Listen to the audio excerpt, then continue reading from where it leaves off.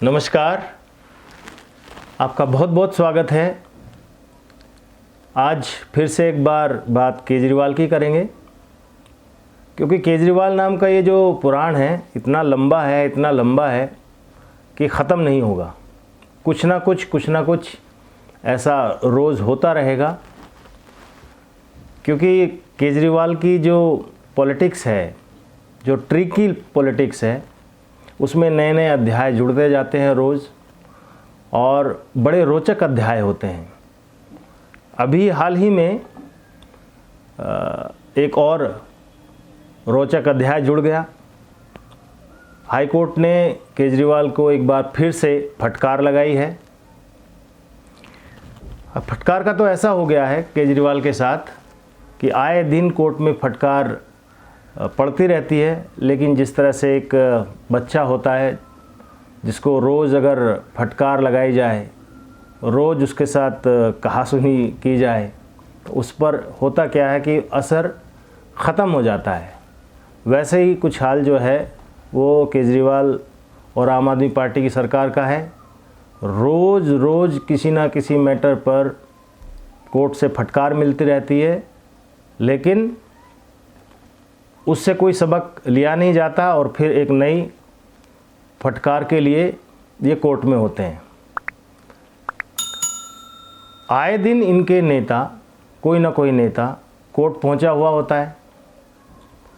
तो केंद्र सरकार को तो ये चाहिए कि भाई इनके लिए अलग से ही एक कोर्ट बना दी जाए, जहां पर सिर्फ इसके नेताओं के, आम आदमी पार्टी के नेताओं के और केजरीवाल के केस ही रोज़ चलते रहें, सुनवाई होती रहे। अभी कोर्ट ने केजरीवाल सरकार को फटकार लगाते हुए कहा कि भाई ये हो क्या रहा है। कोर्ट में नए रूम्स बनने हैं, नए जजेस हैं जिनकी कुछ ट्रेनिंग कंप्लीट हो जाएगी, तो उनको बैठने के लिए जगह चाहिए। तो कुछ नए कोर्ट रूम्स बनने हैं, लेकिन 2 साल हो गए। 2021 में ये मंजूर हुई थी परियोजना, और अब तक उसके लिए केजरीवाल सरकार ने फ़ंड ही रिलीज़ नहीं किया है। पीछे जो RRTS का जो फंड था उसके ऊपर तो इनको फटकार लगी ही थी। कहा कि 1 हफ्ते के अंदर इसको जमा कराइए, आपके पास विज्ञापन पर खर्च करने के लिए तो 1000 करोड़ हैं, लेकिन जिससे दिल्ली और NCR की आबोहवा ठीक हो सकती है, विकास हो सकता है, उस परियोजना में खर्च करने के लिए आपके पास फ़ंड नहीं है। वो क्यों नहीं रिलीज़ किया जा रहा है? 1 रुपया आपने रिलीज़ नहीं किया।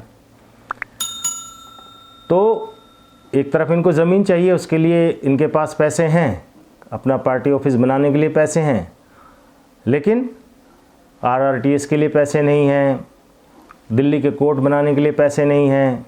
और क्यों ये केजरीवाल की जो पॉलिटिक्स है, इसको ट्रिकी पॉलिटिक्स कहा जाता है, क्योंकि केजरीवाल को ये मालूम है कि कोर्ट में रूम बना देने से वोट मिलेगा नहीं। वोट कैसे मिलेगा? फ्री बीज देने से। चाहे दिल्ली की हालत पतली हो जाए, ख़राब हो जाए, पैसा ना रहे सरकार के पास, लेकिन पूरा जो फोकस है वो ये है कि अपने विज्ञापनों पर कोई कमी नहीं होगी। अब देखिए, भगवंत मान का ऐड चल रहा है पूरे देश में। तमिलनाडु में ऐड चल रहा है। तमिलनाडु में ऐड चलने का मतलब ये है कि इनके पास कितना बजट है पूरे देश भर में विज्ञापन करने के लिए, वो है। लेकिन जब बात विकास की होगी तो इनके पास पैसे नहीं होंगे। कोर्ट में लोग पहले इतने पेंडिंग केसेस हैं, सुबह से लेकर शाम तक वहाँ पर बहुत समय, टाइम, पैसा सब बर्बाद होता है। नए कोर्ट्स बन जाएंगे, मामलों का निपटारा जल्दी होने लगेगा, तो उससे मतलब नहीं है। मतलब इससे है कि इससे, क्योंकि वोट नहीं मिलेंगे तो इसलिए इस पर पैसा नहीं खर्च करना है। तो केजरीवाल प्रचार में बने रहने के लिए कुछ भी कर सकते हैं। समझ में नहीं आता कि मीडिया के लोग हैं, बहुत सारे ऐसे इश्यूज़ हैं जहां आपको चर्चा नहीं मिलेगी। छोटी छोटी बात पर, अच्छा मान के चलिए यही केस, ऐसी हाई कोर्ट ने इतनी तल्ख टिप्पणी की है कि ये हो क्या रहा है दिल्ली में, आप पैसा रिलीज़ क्यों नहीं कर रहे हैं, आपके पास विकास के लिए फ़ंड नहीं है, आपके पास पैसे होते ही नहीं हैं। जब भी कोई फ़ंड की या विकास की जब कोई बात आती है तो आपके पास पैसे नहीं होते हैं। तो ये आप सोच के चलिए कि यही टिप्पणी अगर कोर्ट ने की होती योगी सरकार के खिलाफ, केंद्र सरकार के खिलाफ, तो पूरा जितना ये मीडिया है अब तक दिन रात चिल्ला चिल्ला करके पूरे देश की हालत ख़राब हो जाती, लोग देख देख के थक जाते, ये हाल होता। लेकिन केजरीवाल पर इतनी कठोर टिप्पणी की है कोर्ट ने, लेकिन कहीं कोई चर्चा नहीं, कहीं कोई खबर नहीं, जैसे कुछ हुआ ही ना हो। तो ये हाल है पत्रकार, जो लुटियन जोन के पत्रकार हैं उनका। तो केजरीवाल पर ये जो टिप्पणी है सरकार के ऊपर जो कोर्ट ने की है, ये खाली टिप्पणी नहीं है, एक तरह से लताड़ लगाई है, फटकार लगाई है, इतनी बुरी फटकार लगाई है कि कहा है कि 2 दिन के अंदर अंदर ये पैसा दीजिए आप। अब देखते हैं कि 2 दिन के अंदर ये पैसा दे देते हैं कि फिर कोई नया ड्रामा शुरू होता है। हम भी नज़र बनाए रखेंगे, आप भी बनाए रखिए, देखते हैं कि इसमें आगे क्या होता है। केजरीवाल सरकार के तो नेताओं की नौटंकी का आलम ये है कि नया नया इनका ड्रामा किसी न किसी बात पर शुरू होता रहता है।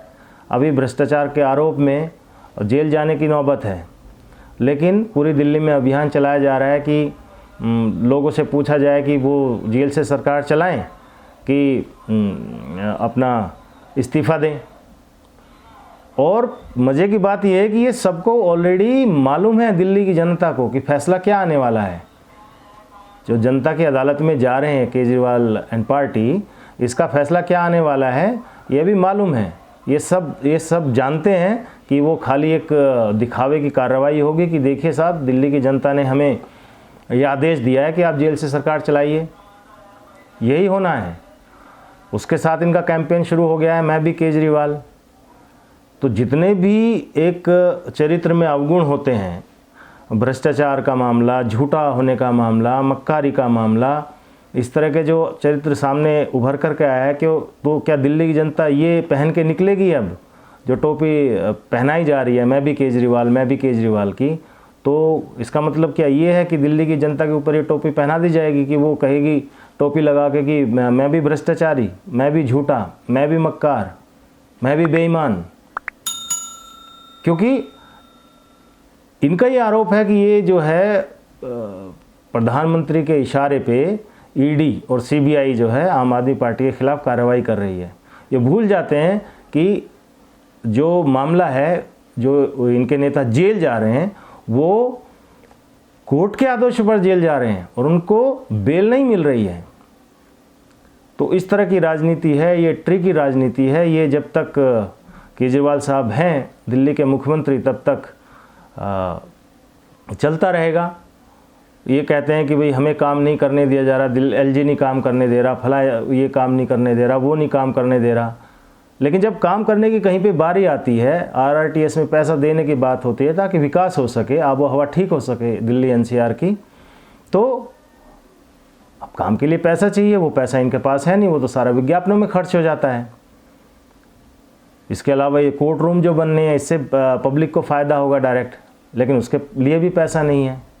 एक तो इसलिए भी नहीं है क्योंकि इनको मालूम है कि भाई जनता को सुविधाएं मिले ना मिले, वोट मिलने से मतलब है। तो हम वो काम करेंगे जिससे वोट मिले, खूब प्रचार करेंगे और खूब बेईमानी करेंगे। इसके बाद ढिंडोरा पीटेंगे कि हम सबसे कट्टर ईमानदार हैं, हमारी पार्टी सबसे कट्टर ईमानदार है। तो इस तरह का ये ड्रामा दिल्ली की जनता और देश की जनता देखती रहेगी। आज के लिए इतना ही। हमसे जुड़ने के लिए आपका बहुत बहुत आभार। फिर किसी और मुद्दे के साथ आपके सामने हाजिर होते हैं, तब तक के लिए विदा दीजिए। नमस्कार, जय हिंद, वंदे मातरम।